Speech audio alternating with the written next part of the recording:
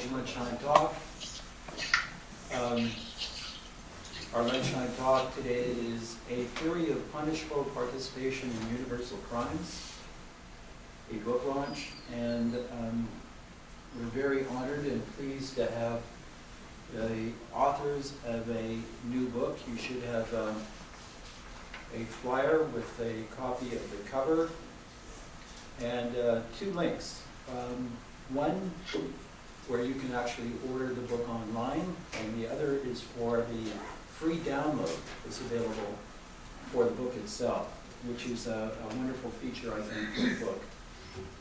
But let me start by introducing our two special guests. One actually probably needs no introduction to this audience here at McLaughlin College. He's one of our fellows, Joseph Rikhof. Joseph is recognized globally as an expert on cases on war crimes. He was with the Crimes Against Humanity and War Crimes section of the Canadian Department of Justice for many years. He has retired from that position recently and now teaches international criminal law in the Faculty of Law at the University of Ottawa. And he's been a visiting professional with the International Criminal Court. This was back in 2005, and he's special counsel and policy advisor to the modern war crimes section of Canada's Department of Citizenship and Immigration. And that was between 1998 and 2002. And he has an amazingly extensive list of publications that cover the broad spectrum in terms of international criminal law, including terrorism, genocide, war crimes, and crimes against humanity. Terje Einarsen is the professor of law at the University of Bergen, and he's brought to us here via Skype. So we're using a modern form of communications to stay in touch with people that are great distances away. He's the senior associate at the University of London, in addition to professor of law at the University of Bergen. He's a member of the Norwegian Bar Association, and he has permission to appear before the Supreme Court in Norway. He's also the current chair of the domestic section of the International Commission of Jurists for Norway. And Professor Einarsen was previously a judge of the Court of Appeals in Norway, and he was the head of the Human Rights Committee for the Norwegian Judges Association, and he is the founder and principal of the Universal Crimes Project. This book is really quite fascinating for anyone who has any interest at all in international criminal law and the issues that arise from it. I will certainly be letting the two authors speak to the book itself, but I think it's interesting to note that this project probably started in 2008 in Arusha, Tanzania. And from that first encounter, they then decided to go forward on this particular book project. So it's been a work in progress for some period of time. And I can just start by really saying that they've taken on really an enormous task, because they're trying to develop a general theory of personal liability on international crime issues. And their analytical framework that's developed within the book itself really encompasses derivative criminal liability. So I'll begin by introducing those particular aspects in terms of the book itself, and turn to Dr. Rikhof, who will start, and then he'll be joined by Professor Einarsen. First of all, James, thanks very much for inviting us for this book launch. It's always a pleasure to be at McLaughlin College. Since we've become a serial offender here like almost every year, but I'm still enjoying it. So when James invited us to talk about the book, we figured that the starting point would be to actually situate the subject matter of the book, which is, by the way, here's the book. I only have one copy, the publisher didn't provide any more copies, but feel free to have a look at it if you want to. But as James said, it's also available online for free as well. It's the exact same text. So we thought we could maybe start with putting this book in a context. And the way I want to do that is because I do not know your background, how much you know about criminal law, international criminal law. So this book is primarily about participation of people involved in international crimes. And let me immediately sort of set out what that means. I presume that most people have a basic idea of what Canadian or Norwegian Canadian criminal law is, and the kind of offenses that we deal with in Canada. And international criminal law is in some respect not that dissimilar, in the sense that international criminal law also look at people who have been involved in criminal offenses and mechanisms to put them on trial primarily and to get justice for the victims. However, there are three main differences between domestic criminal law, as practiced in Canada, and international criminal law. The first big difference is, on the Canadian criminal law, like any other criminal law, the number of offenses is vast, it's a very large number, and open-ended.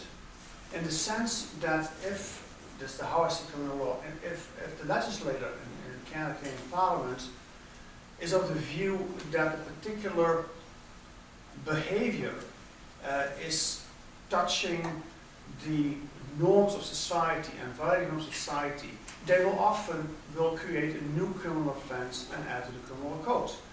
Most recently, you see criminal offenses dealing with cyberbullying or cyber offenses, and it's basically a reflection of where society is going and how society is being regulated.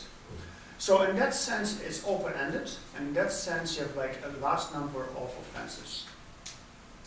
International criminal law is different in that respect, because international criminal law only knows 4 crimes. I will not dwell what they exactly are, but I will name to you, and it probably have some resonance to you. That those crimes are war crimes, crimes against humanity, genocide, and aggression. And you no doubt you have heard, like for instance, of a genocide very recently, because there's a lot of talk about what's happening in Myanmar with the Rohingya amounts to genocide.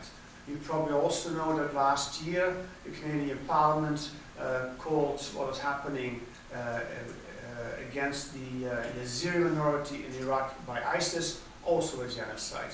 So you have some idea what those things are. But that is the purview of international criminal law. They regulate and explain and give descriptions of those 4 crimes. That's one difference. The other difference is that domestic criminal law, they virtually always investigate and put on trial people who have committed the crimes in the country where they were committed. In other words, the Canadian Criminal Code deals for the most part with crimes committed in Canada. There are some exceptions, which I will discuss in a little bit, but the primary thing is that crimes are committed in Canada and prosecuted in Canada. International criminal offenses, they are typically being investigated and prosecuted outside where they were committed. For instance, there have been a lot of crimes committed in Rwanda. The first efforts to put people on trial for genocide in Rwanda in 1994 were taking place in international institutions and by countries to which Rwandan perpetrators had fled. So it's not the countries themselves that started doing that. Eventually Rwanda put on trial a large number of people, but the beginning was actually international efforts and an effort outside Rwanda. And those kind of investigations, either by an international institution or by a country like Canada, investigate outside this other country, say Rwanda, they are characterized as compared to domestic offenses as being very resource intensive, very difficult, and very time consuming.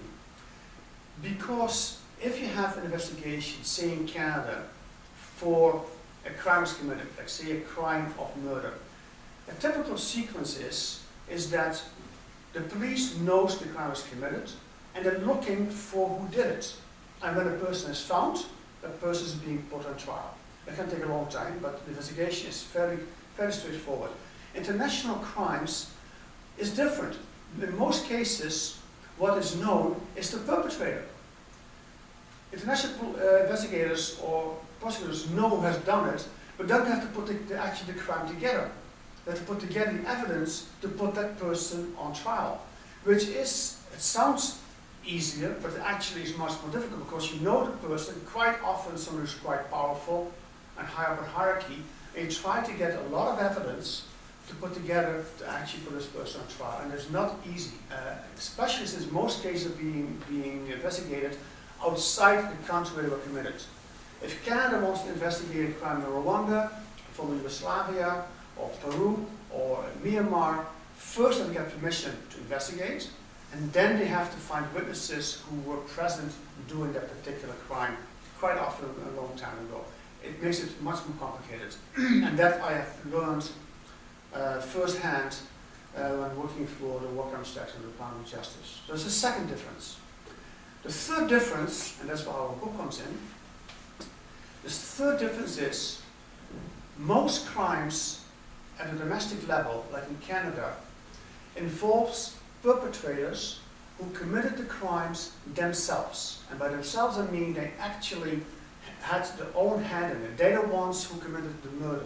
They're the ones who committed the rape, personally and directly. Not to say that people who helped a perpetrator or people who planned the crime can also be held responsible legally, and it has happened, but most of the cases in Canada, and for that matter also Norway, are people who directly and personally committed a crime. That is quite different at an international level. And a couple of reasons for that. The first reason is, if international institution, and I'm talking here about International Criminal Tribunal for former Yugoslavia, the ICTY, or International Criminal Tribunal for Rwanda, ICTR, there's another one for Sierra Leone, one for Cambodia, and at the moment the main one is the International Criminal Court. All those institutions have limited resources, and they've also been given the authority to primarily go after people who are most responsible. As a matter of fact, the ICC statute says in this preamble, they have a mandate to put in trial people most responsible. Now, people most responsible are typically people who are not out in the field personally killing people. They're the movers and shakers behind the crimes. They're the ones who direct other people. They're the ones who organize other people. So what you see as a result of that mandate by international organizations involved in putting people on trial, as a result you see that those crimes are, first of all, committed against often a large magnitude of victims. There's a collective number of victims. Large number of victims are victimized, and often committed by a large number of perpetrators. In Canada and other jurisdictions, quite often you have one victim and one perpetrator. Sometimes maybe a group of persons against one victim, a couple of victims, but at the international level, you talk about thousands of victims who are being victimized by hundreds, if not thousands, of perpetrators. Now, in order to bring all those perpetrators to justice, especially the ones who are most responsible, the Tribunal International Criminal Court had to devise special vehicles, special mechanisms, legal mechanisms to say, okay, even if you're high up, even if you're removed from the scene, we find you legally responsible based on a particular legal construct.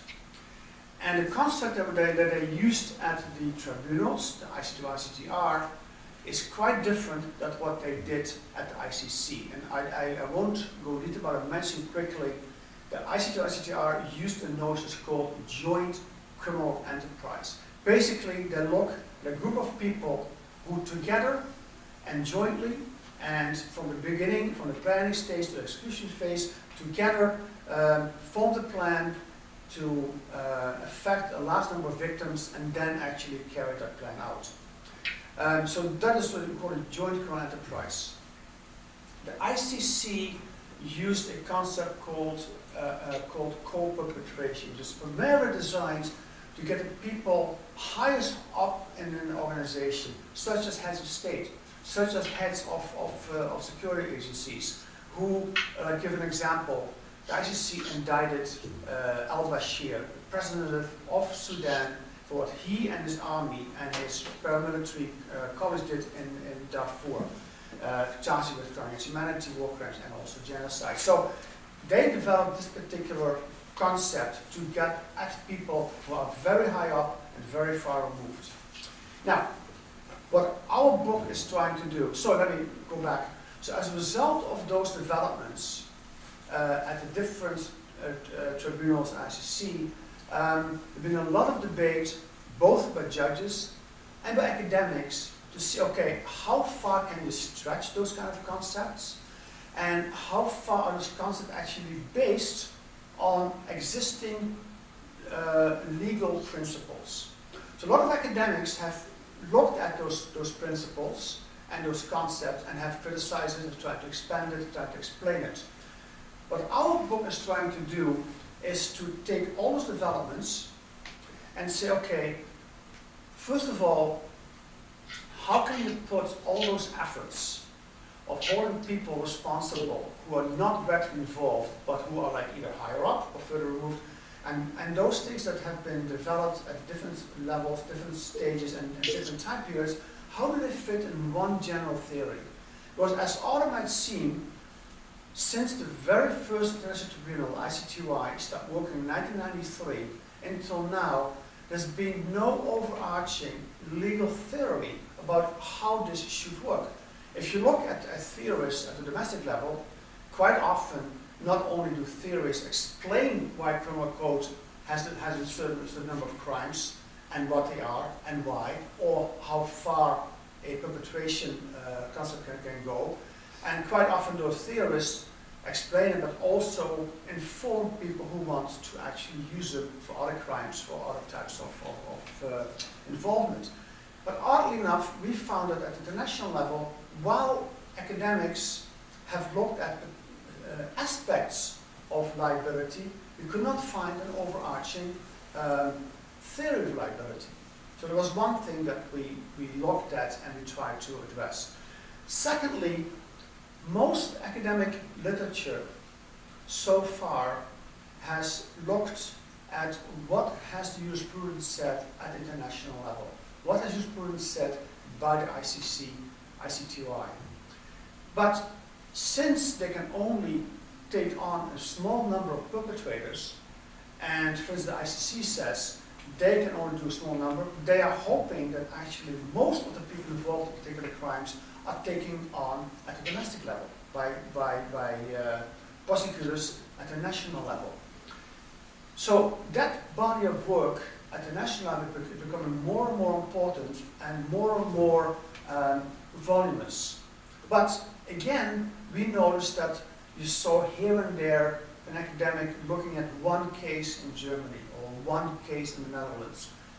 But we felt a need to actually look at all the national jurisdictions. So our book, for instance, talks about 15 countries in Europe and North America where people have been put on trial in those countries for crimes committed elsewhere. In other words, they committed the crimes in Rwanda or Uganda, and they came to, say, Netherlands or Norway or Canada, and in Canada, Norway puts them on trial for crimes committed outside the country. 15 countries have done that, and almost 70 people have been convicted as a result of those efforts. On the other hand, there's been also a lot of efforts taking place by countries where the crimes were actually committed, like Ethiopia, Rwanda, South American countries that put people on trial for crimes committed in their own country. As a matter of fact, almost 35 countries have done that, and they've been put on trial almost 16,000 people. So, but it was not studied very much. So in our book, we try to explain not only what has happened in those massive crimes, but also try to see on what basis people were investigated and convicted. What domestic theories, what domestic forms of liability have been used. And we try to compare how far countries have gone. Have they have they like a common theme, or are some countries different? And what we found is that the basic forms of indirect participation, like people involved not personally, tend to be quite similar in a lot of countries. The main difference is often is whether a country belongs to what they call a common law family, like United Kingdom, Australia, Canada, United States, etc., or a civil law family, countries in the continental Europe and South America, for instance. And we found some differences there. So there's a second thing we want to do. Thirdly, there have been a lot of people put on trial since the Second World War. Nobody had looked in detail what they'd been put on trial for, and what kind of sentence they received, and how far the sentences related to what they had done. So once yet in our book, we look at 400 people being put on trial and set out in a number of tables what the motive liability were and what the sentences were. So all this to say is that there were a number of things we felt that we could explore much broader than we've done so far, and that's why the book is so thick to give it to. So that's sort of, I want to put it like put it in context where our book fits in terms of international criminal law. And maybe I'll let Terje now maybe expand on this or clarify what I said. Okay, thank you, Joseph. I think you made a number of important points. I just wanted to add one small thing concerning the crimes. You mentioned the 4 international crimes, which is correct. While in the book we also look at international terrorism, or terrorism, serious acts of terrorism, because although this is not a recognized international crime at the moment, it is in the gray zone, so it might be emerging international crimes, and for that reason it was interesting to also look at the forms of liability used in terrorist cases. And the second reason for that is that with regard to terrorism, there has been certain specific developments in a number of countries with regard to new forms or additional forms of attribution of liability, like for instance participation or membership in the criminal organization itself as a basis for punishment. But we can come back to that with regard to also the other international crimes later on.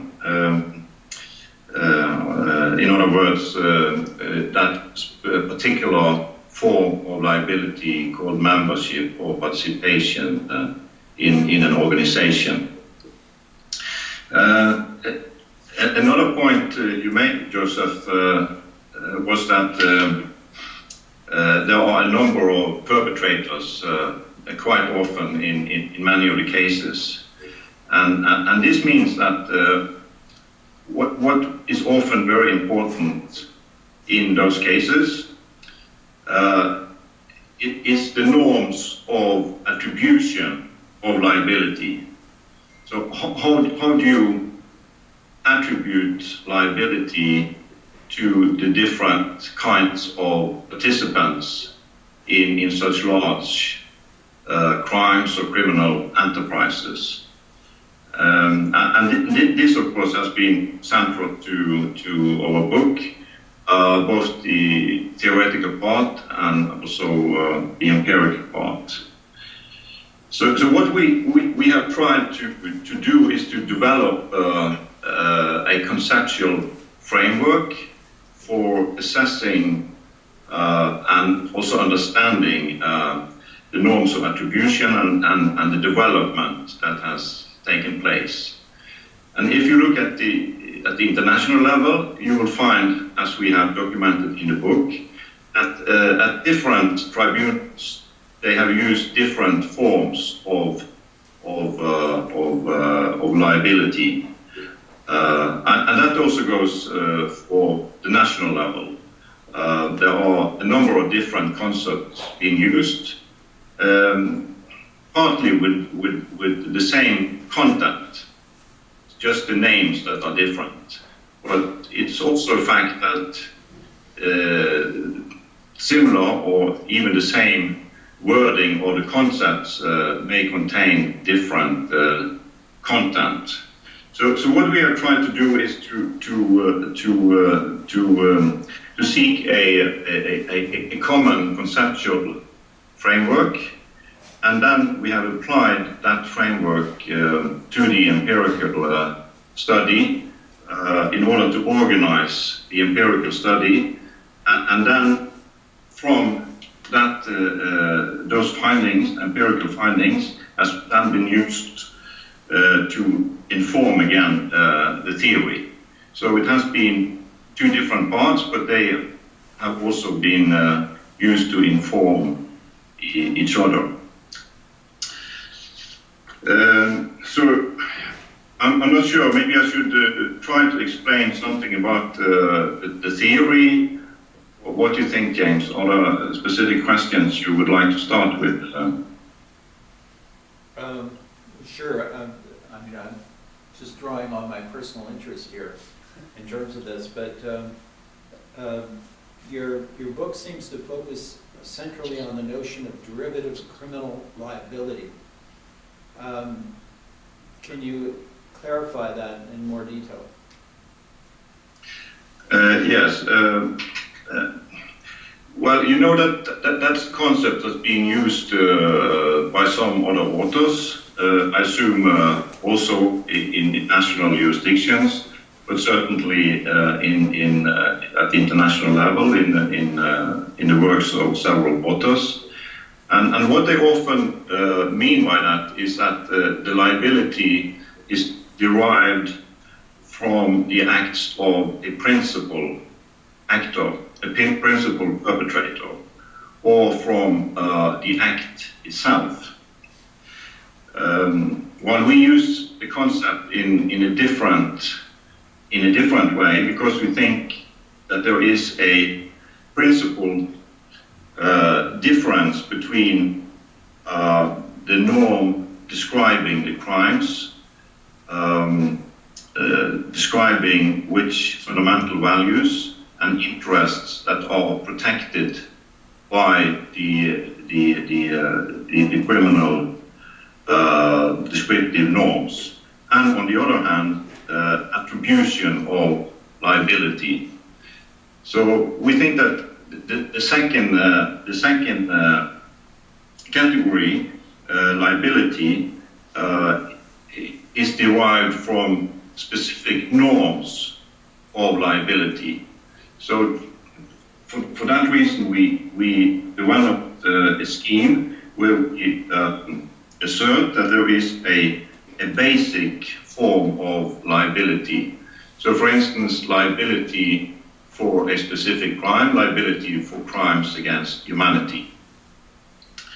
And from that starting point, it will then be possible to derive different classes.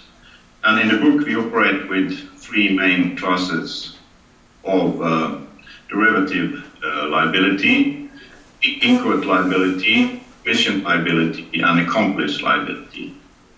And then further on, we develop 12 different categories of liability, 4 within each of the classes. And then we have a scheme of 12 different categories at the same theoretical level. And then it will also be possible to derive further categories. So for instance, what you mentioned, Joseph, joint criminal enterprise, is a further derivative form of commission liability. And so that's one part of the scheme. Another part of the theoretical scheme is that we distinguish between 4 different levels of criminal law liability and the principles in a hierarchical manner. So that, for instance, for it to be criminal liability at all, there needs to be what we call the principle of free choice. So if the criminal law system is not based on the principle of free choice, which doesn't mean that the particular person must have a lot of freedom when choosing different acts, but there must be a possibility of choosing different ways of acting, one lawfully and another unlawfully. And we think that all criminal law systems at the international levels, but also in most states that are seeking to adhere to the rule of law and human rights, are based on this principle. In fact, we think that it's not possible even to speak about criminal law liability if there wasn't a possibility for human beings to choose between different ways of acting. And then at the second level, we have identified 4 fundamental principles that must apply within any criminal law system, and certainly also at the international level. And that is the principle of legality, the principle of conduct, the principle of culpability, and the principle of fair attribution of liability. And it is particular this last principle that we are focusing on the book, the principle of fair attribution and labeling of liability. And then at the theoretical level, there are different secondary principles for doing such fair attribution of liability. And we write quite a lot about those secondary principles, which makes it possible with further derivations of criminal law liability. So one of the theses in the book is that as long as the fundamental principles are respected within a criminal law system, the 4 fundamental principles of legality, conduct, culpability, and fair attribution, and addition fundamental principles of human rights that will always set limits on criminal law liability, and also the principle of rule of law, then you have established a framework, and then it will be possible to develop different kinds of different forms of liability that are all lawful. So this is one thing we are seeking to identify in this book, different forms of liability that are lawful. And then another question will be what would be best practice? What is it desirable, for instance, to use all the possible forms of liability for a certain crime or not? And that has to be decided at the political level, at the policy level, at the operational levels of the different criminal law systems. So, for instance, with regard to the Rome Statute of the ICC, it's for the states and the politicians and with legal advice, of course, from a number of different people to consider which forms of liability should apply to the different crimes. So in our theory, it's quite open-ended in the sense that there are different possibilities with regard to forms of liability. But it is interesting thing from the empirical studies that there are certain categories that has been used and that is possible to identify, although they have not been used in all the different systems at a certain point in time. They have all been in use over a certain period of time. And that provides us also with a conceptual framework for assessing the development within international criminal law, especially for the last 25 years, and also to possibly predict possible new developments. Maybe I should stop with this for the time being. Thanks, Terje. I'd like to sort of add something to that from the more empirical level. When we looked at international institutions that are set up to deal with people most responsible and domestic laws, we saw that domestically the means of putting people on trial for indirect participation or complicity or involvement for regular crimes is quite static. In Canada, you tend to use either people directly involved or people who planned a crime, and it's like conspiracy, or they're aiders and abettors. You do not see on the domestic level a great deal of experimentation to broaden the circle of perpetrators. On the other hand, internationally, there has been experimentation, specifically because they had to deal with people that are not known domestically, people involved in large-scale enterprises to victimize a large number of people. That's why you get those special forms of liability, which, by the way, in most cases are derived from an existing domestic form, but then adjusted for international situation. The question that we have asked in our book, not completely answered, I think, although Terje is right in an open-ended system, is if you deal with perpetrators involved in the most heinous crimes known to humankind, genocide, war crimes, crime against humanity, terrorism, does that justify to actually experiment more with forms of liability? Can you use forms of liability which you would not otherwise use for domestic crimes? What we've seen, for instance, is, and you see it on, I think, 3 different levels, where there have been some attempts at the domestic level, but for international crimes, not for regular crimes, but you see sort of experimentation at the national level if it involves those really heinous crimes. And the categories we see some development where that has been happening is what we call the preparatory phase.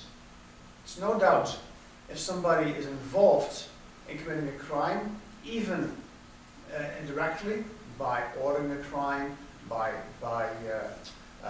aiding and abetting a crime. But what about in the preparatory phase? In Canada, conspiracy is not known on the continent. What about hate speeches, like incitement? And it's not a problem to actually hold people responsible for incitement or conspiracy as long as those crimes are committed. What is more revolutionary is, okay, what if somebody gives a speech to, like say, in Rwanda, say, hey, you Hutus, kill all the Tutsis in your village, and they don't do it. Is that speech by itself already a criminal form of liability? That is on one side.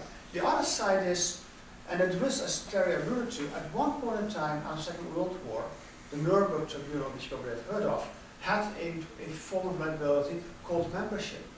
If you belong to an organization, even if you did not personally commit the crimes or help the crime, just being a member could give you liability. that has been actually not used in the Second World War. And the question is that maybe a new form to hold people responsible, and is that legal to do so? And we don't see it very well, sorry, I should say differently. In the International Criminal Law Forum, like with war crimes against humanity and genocide, that attempt to reintroduce membership as form of liability has been generally rebuffed, either by the drafters of statutes or by the judges. On the other hand, what you see most recently is that at the national level, there's more and more attempts being made to actually hold members of a terrorist organization liable for just being a member.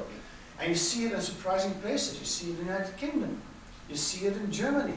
You see it in Australia. You see it in Italy. Now, it is actually more for a member of an organized crime organization rather than a terrorist organization. But you see that that is happening outside the international criminal law context, but more what's called a transnational context. Now, could that mean then that you could actually transfer that notion of membership to the other crimes? And you could say from a moral perspective, why not? If people are involved in the most terrible crimes we know, we should do our utmost to hold them liable and then borrow like no forms of liability wherever we can't find them. If it's been used somewhere, it must be legal. Another example you see on the domestic level is tolerating of crimes. Not doing them, not ordering them, not like inciting them, but actually you are in a situation whereby you see your colleagues being involved in crimes and you don't say anything, you don't do anything, even though you might have the possibility to actually change the behavior. That is very new. It has been used in some South American countries, but it's not generally accepted. So our book is looking those kind of forms of liability on the outer sphere, like the outer rim. Can they fit in our theory that we have? And the answer generally is, I think, Terje, and we can pick this up, I generally think, yes, we can.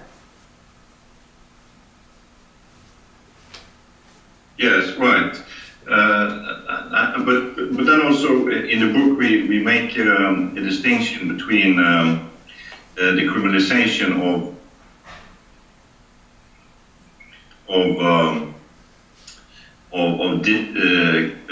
distinct crimes.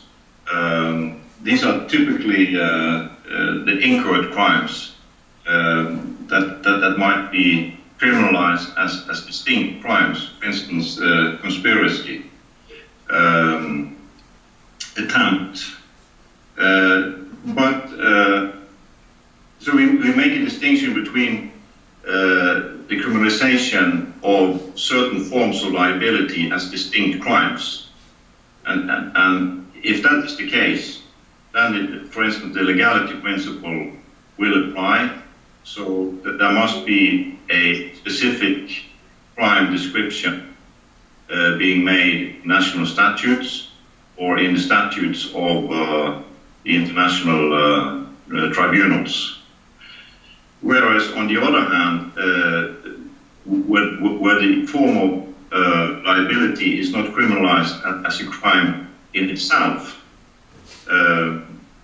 then they fall under the norms of attribution of liability. And in that regard, it is arguable that the legality principle applies at all, because it follows from the norms of attribution itself that criminal liability is justified. So, for instance, if you aid and abet a certain crime, it's not necessarily necessary to have that stated in statutes. So even if it has not been specifically and expressly stated in an international statute, it would still be possible to attribute liability for complicity. And then going back to the notion of membership, what they did at Nuremberg was to make a distinct crime. So it was not a tool attribution of complicity liability. Instead, it was made a distinct crime. Participated in a criminal organization, you could be punished for that as a distinct crime. And usually the punishment was quite lenient in that regard. So they made a distinction between participation in a criminal organization as a distinct crime and, for instance, complicity to the specific crimes being committed at specific places. For instance, with regard to crimes against humanity and war crimes. So that is also quite an important distinction that we think it is important both within our theory, but also respect to a decent criminal law system. So, for instance, I can take the example from Norway. At the moment, there are several cases going on, and there will be more cases concerned with persons who joined ISIS. Could be men from Norway with which nationality who joined the movement. Could also be women who moved to Syria to marry ISIS fighters. And if they come back to Norway, they will most likely not be prosecuted for war crimes, because that can be very difficult to prove. Instead, they will be prosecuted for the crime of terrorism and participation in a criminal organization.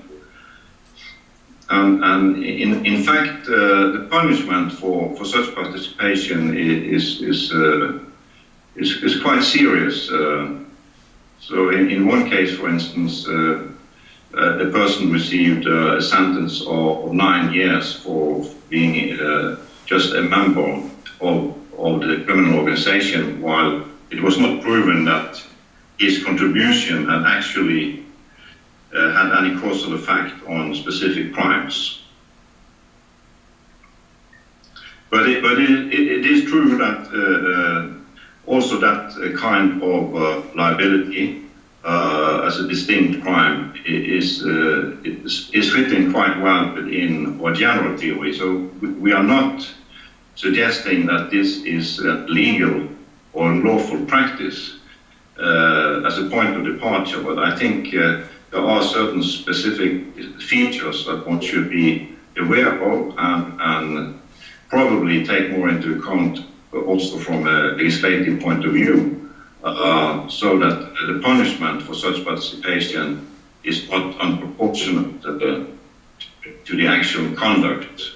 For instance, with regard to a young woman who traveled to ISIS to marry and then are considered a member of a criminal organization.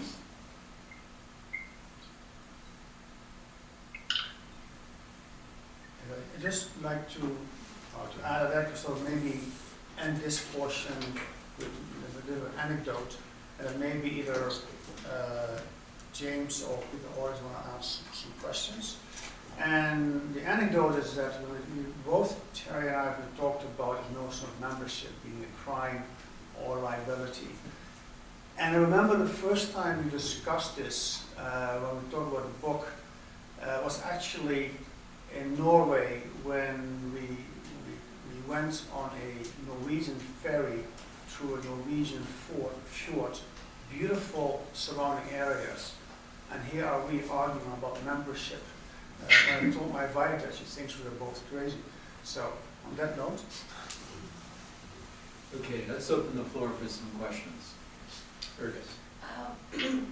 This is fantastic, and as I said in our private conversation, I'd like to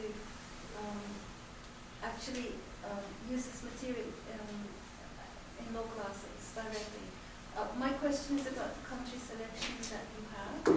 You mentioned 15 of them, so I'm wondering whether in that 15, are there any countries from South America? Are there any from Asia, or is it only North America, Europe?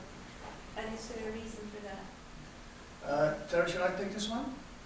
Yes, please. We divided the selection of countries on two approaches. One chapter, as a matter of fact, chapter 8, talks about the countries which have prosecuted people who have committed crimes elsewhere. They've come from another country and come to a country in Europe and North America, and they are discovered there as being a criminal, and they have been investigated there, and they have been prosecuted. That's called extraterritorial jurisdiction. Like the crimes are committed outside the territory of the countries actually putting them on trial. That's chapter 8. Versus countries who investigated and prosecuted crimes committed on their own territorial jurisdiction.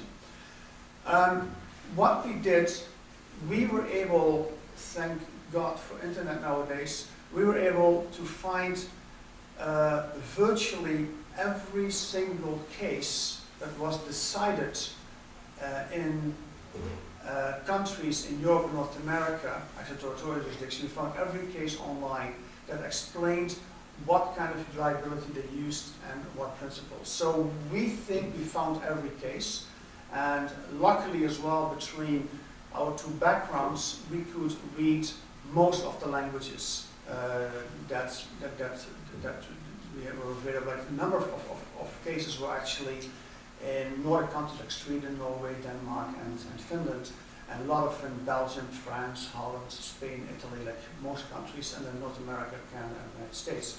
So we found and we discussed there in detail the legislation of all those countries, all 15, and all the cases. On the other hand, countries that based their jurisdiction, their investigation on territorial jurisdiction, South America, Africa, Asia.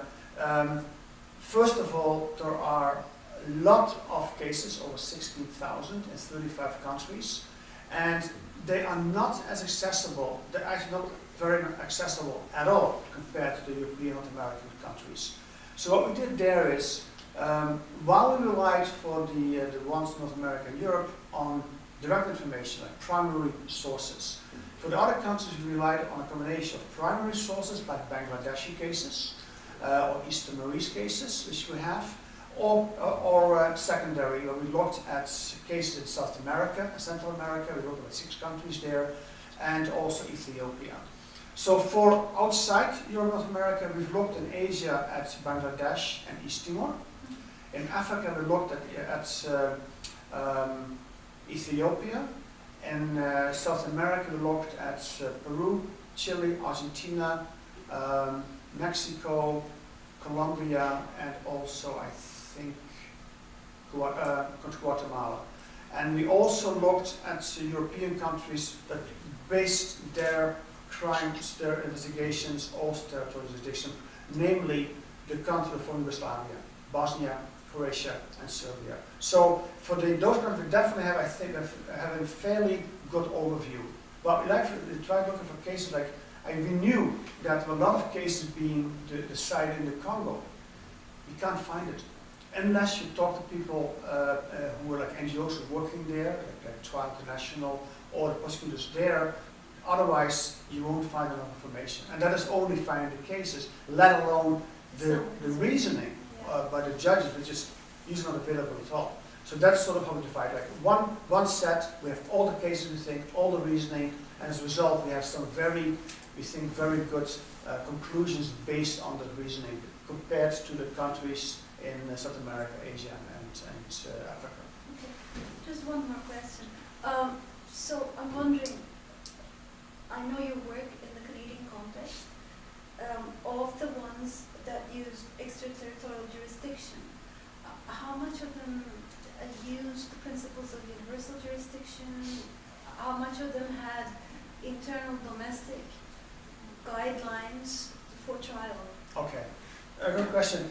Just for people who might not be lawyers, universal jurisdiction, like when I talk extraterritorial jurisdiction, that can be based on, like Canada can investigate crimes which are committed against Canadians outside Canada, this is called the nationality principle, or they can investigate crimes committed by Canadians outside Canada, like for instance what's happening now with people going to Syria.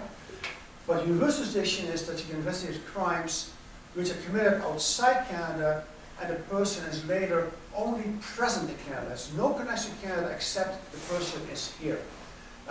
So in Europe and North America, of those 70 cases we looked at, the vast majority are based on universal jurisdiction.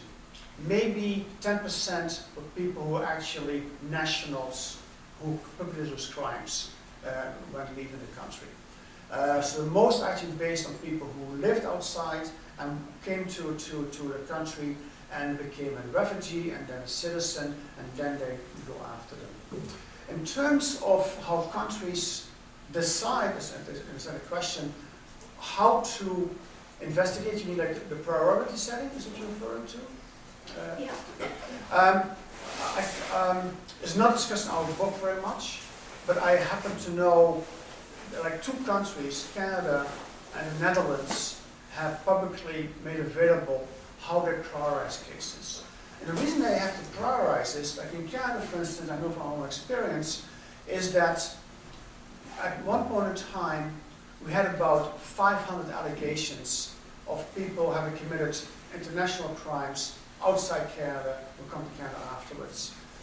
There is no way that the Canadian government, although having, I always say, deep pockets, can investigate and prosecute 500 people. So they prioritized. We developed, and I say because I was involved in that, guidelines to see what cases should go first compared to other ones. And some of those priority setting principles are, first of all, was the person directly involved or was the person high up organization? We're less interested, given the resources we have to spend those cases, we're less interested in people who are indirectly involved. Unlike, say, international organizations, we do not investigate people who are aiders and abettors. Because what we do instead is, those people are made subject to deportation proceeding. We say, okay, we're not going to investigate it, it's too expensive, we're going to use our resources for the really bad people. People are of a less nature, we just kick them out, to use legal term. So that is one approach. The second one is, how easy is it to obtain the evidence? So the Dutch do the same thing. There's no point for us, for instance, or Norway or Holland, to investigate a case of one-child policy which can be going against humanity. In China, you won't get any cooperation. So we will not prioritize cases for which we were not able to get the evidence. Because while the perpetrator is here, the evidence is typically somewhere else. And when I've been involved in looking at about 50 cases in my career, of the 50 cases, I think we might have interviewed 2 witnesses in Canada. All the other ones are outside, usually where the crimes occurred. If the country where the crime occurred, the government is still in power, you won't get any access. But if the government changes, like I remember I was once in Honduras negotiating an agreement, as soon as the government changed, the new government was very interested in what happened under the previous government. So then you get cooperation for someone in Canada. The third priority that we look at is who else is looking at the situation.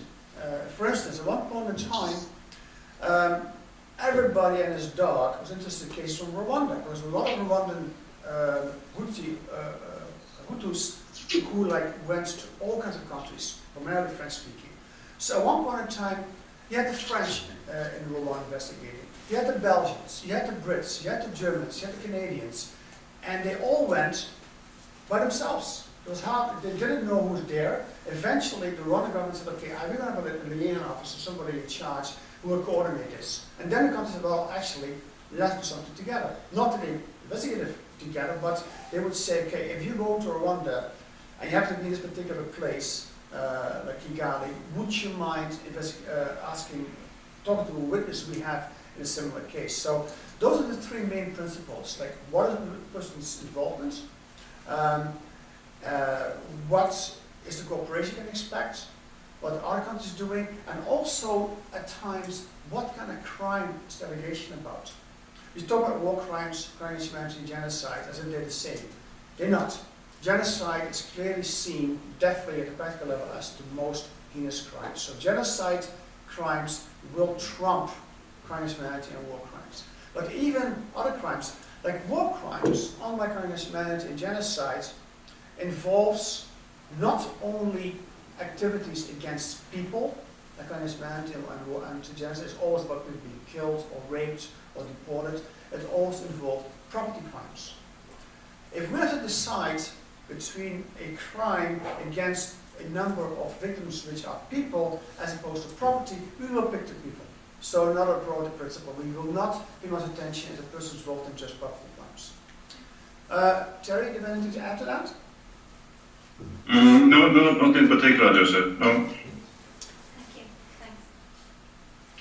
Are there any other questions? Well, while you're thinking, perhaps I could pose a question to both of you. Terje, what was the most unexpected finding in your study? And likewise, Joseph, what did you find to be the most unexpected finding from your study?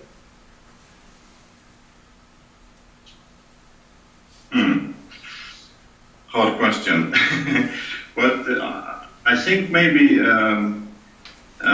it was a little bit unexpected, at least by me, that the theory we kind of developed provisionally seemed to actually fit quite well with the development, the main developments that has been taking place during the 25 years at the international level, but also with respect to prosecuting of universal crimes domestically. So I think that was a little bit unexpected that the theory seemed to fit quite well with the actual developments, and that it can actually be impossible to explain and predict that the development through a theoretical framework. One of the most unexpected things that I discovered was how good the food in Norway is. Just kidding. Actually, it is very good, but I was expecting that. What I was surprised about is, and you can already tell from our answers, I'm more the empirical guy and Terje is more the theoretical guy. Although we did look at both our work and we did have discussion on both aspects. But I was surprised when looking at all the countries that have investigated and prosecuted people involved in international crimes. I expected a much broader spectrum of how people were being held responsible in terms of participation. And I was surprised to see that where you go from Chile in South America to East Timor to like Bosnia after the separation, that a lot of forms of liability are very similar. Not only the way they reach in the legislation, but also how interpreted by the judges, even though judges were willing to expand a bit because it involved international crimes. I was surprised at first, but then I realized that I shouldn't have been that surprised because, in essence, first of all, the countries I just referring to, they all belong to similar families. If you talk about, say, South America, they've all have based their laws on Spain, which is a civil law family. And what you see that the laws in Spain are quite similar to Germany, to Holland, to Norway. And I think it's because they have the same kind of civil law background as opposed to common law in the United States, Canada, Australia, and New Zealand.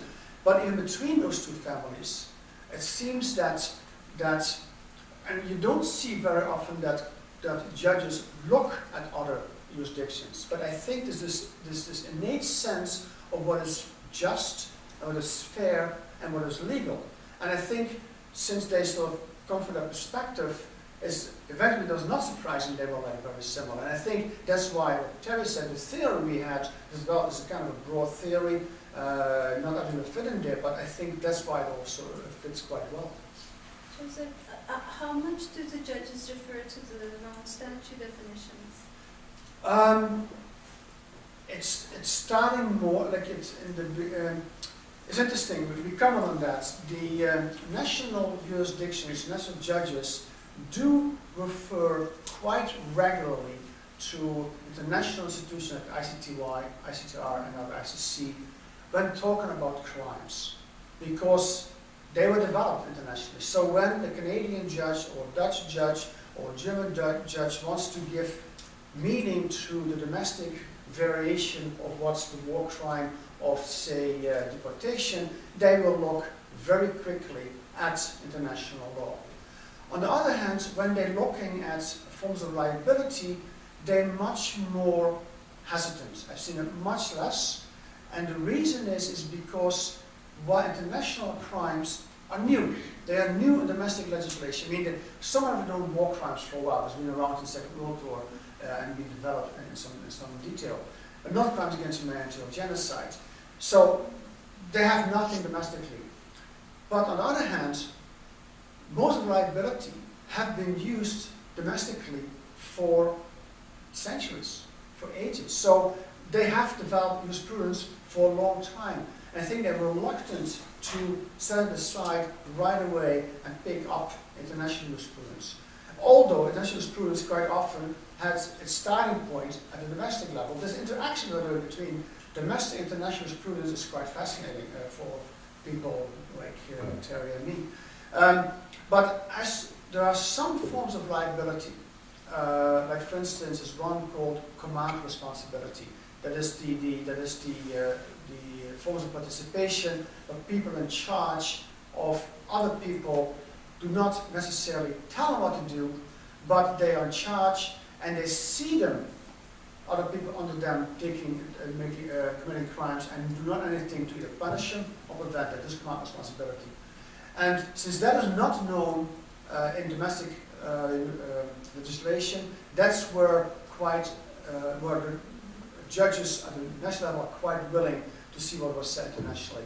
But otherwise, no, not very much. And sometimes we see, for instance, in Canada, in a case called Mumaweri, which was decided in 2013, a person actually acquitted, as a guy from Rwanda. The judge said, I look at the notion of aiding and abetting, which is defined in a certain way in the Canadian criminal code.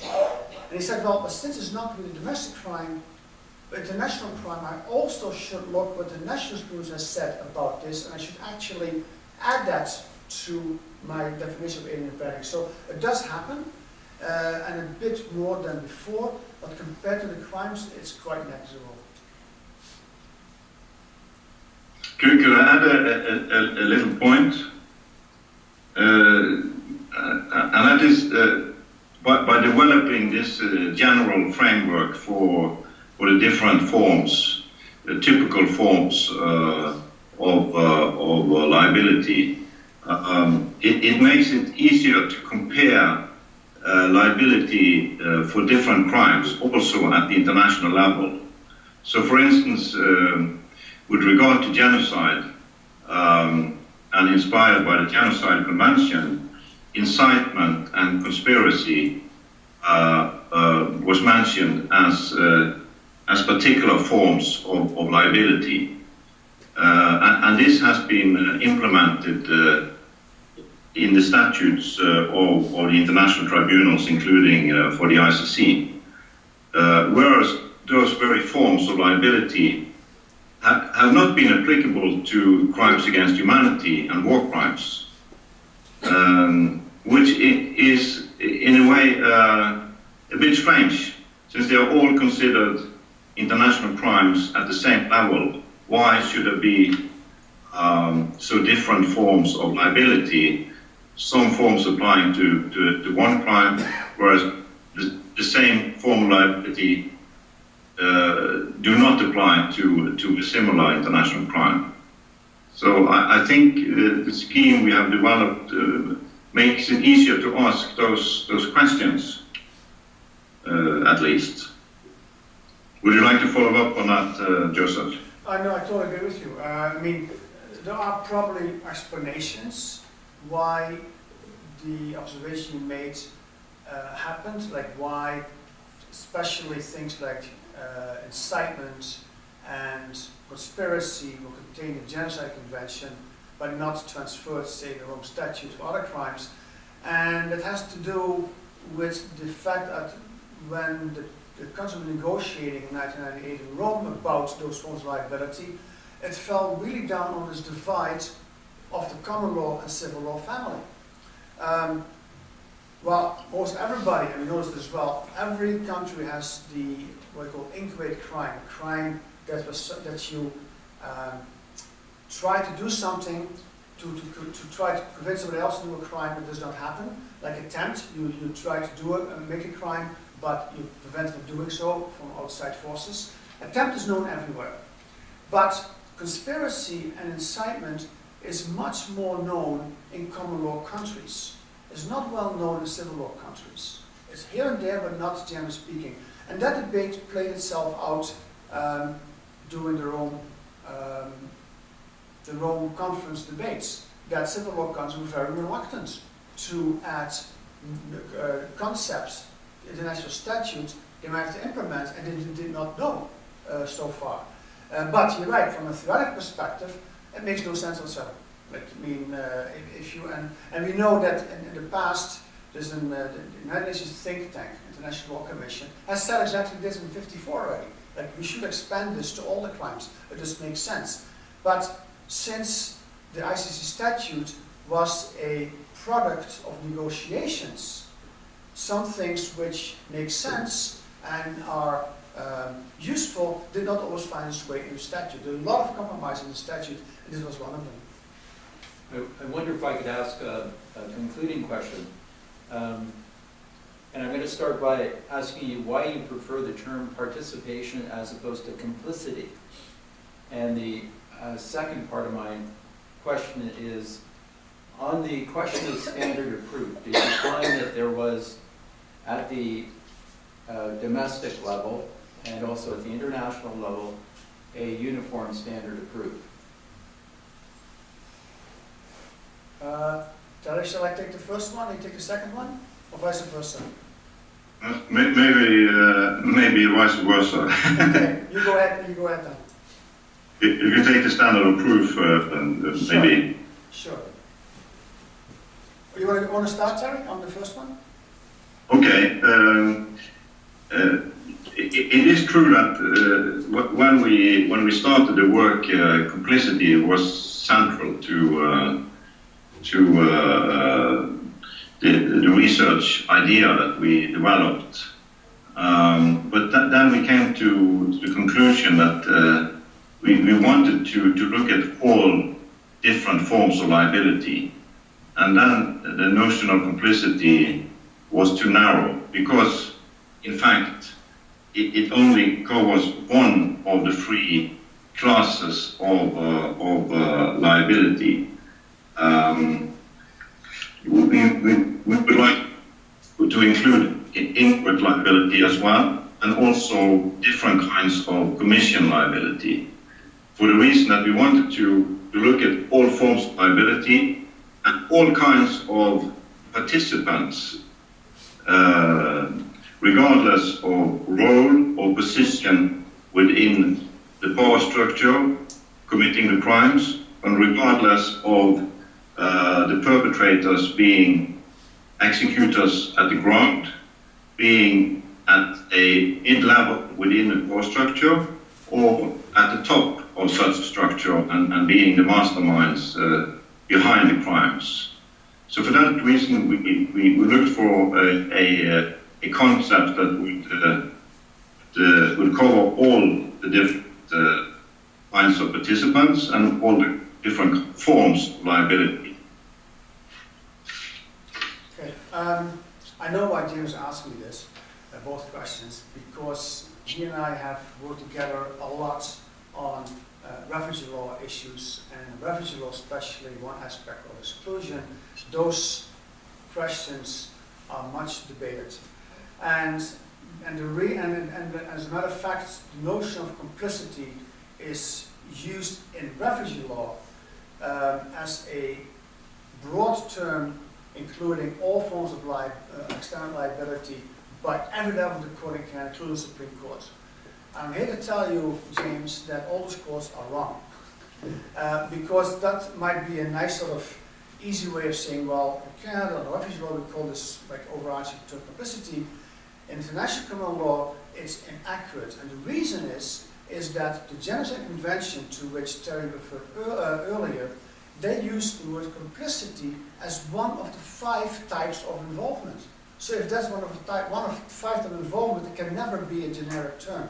So that's why we decided to not use it very quickly. But I know complicity is sort of like a layman's term that is used. Okay, that includes everything. But from a legal perspective, it's not accurate. And the second question of standard proof. We don't discuss that at all in our book, I'm afraid. It's outside our parameters, and the reason is that, again, it's a big issue in refugee law, but on the criminal law, there's only one standard of proof, beyond reasonable doubt.